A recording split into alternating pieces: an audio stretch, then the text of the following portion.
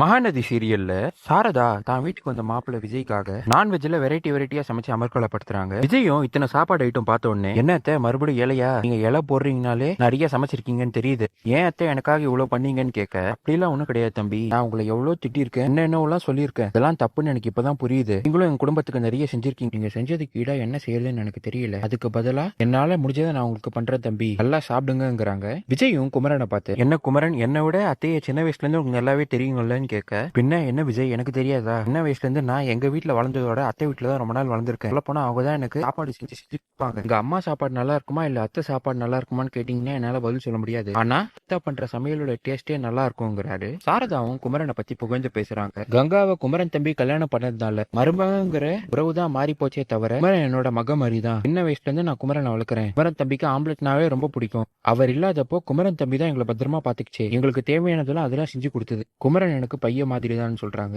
விஜயும் எனக்கும் என்னன்னு தெரியல, உங்களை பார்க்க எனக்கு ஒரு அம்மா ஃபீலிங் தான் வருது, எங்க அம்மா என்ன எப்படி கவனிச்சுப்பாங்களோ அதே மாதிரி தான் நீங்களும் என்ன பாத்துக்கிறீங்க அப்படின்னு சொல்ல, சாரதா அபி நீங்களும் எனக்கு ஒரு பையன் மாதிரி தான், குமரன் மூத்த பையன் தான், நீங்க என்னோட 2வது பையன் சொல்லி சந்தோஷமா பேசிட்டு இருக்காங்க.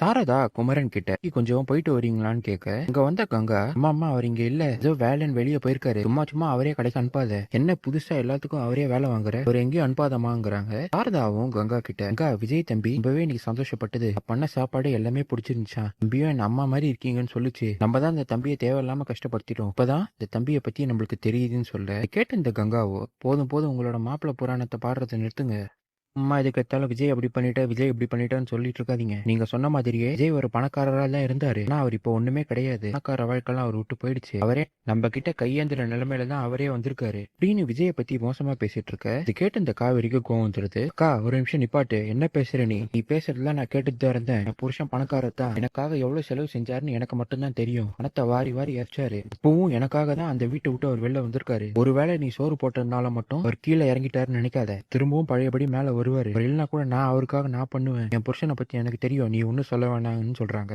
அடுத்த நாள் விஜய் சாரதாவையும் காவேரியும் அழைச்சுக்கிட்டு பார்க்ல ஜாகிங் போலான்னு கூட்டிட்டு வராரு. காவேரியை ஒரு ரவுண்டு கூட்டிட்டு போய் உட்கார வச்சுட்டு, அத்தை நீங்க வாங்க நம்ம ஜாகிங் போலான்னு போயிட்டு இருக்க. சாரதாவும் தன்னோட கஷ்டத்தை விஜய் கிட்ட சொல்றாங்க. கொடைக்கானல இருக்கும்போது எனக்கு எந்த கஷ்டமும் தெரியல தம்பி, இப்ப நாங்க சென்னைன்னு வேற ஊருக்கு வந்துட்டோம், உங்க வீட்டையும் ஒருத்த அபகரிச்சுக்கிட்டா, இப்ப எனக்கு எந்த சொந்தமும் இல்லையேன்னு நினைக்கும் போது தான் ரொம்ப வருத்தமா இருக்கு தம்பின்னு சொல்ல, விஜயும் தன்னோட மனசுல அத்தைக்கு நம்ம ஏதாச்சும் உதவி செய்யணும்னு அவங்களோட வீட்டை திரும்பவும் அவங்களுக்கே கிடைக்கிற மாதிரி நம்ம ஏதாச்சும் பண்ணோம்னு மனசுல நினைக்கிறாரு. இதான் இந்த எபிசோட்ல நடந்தது.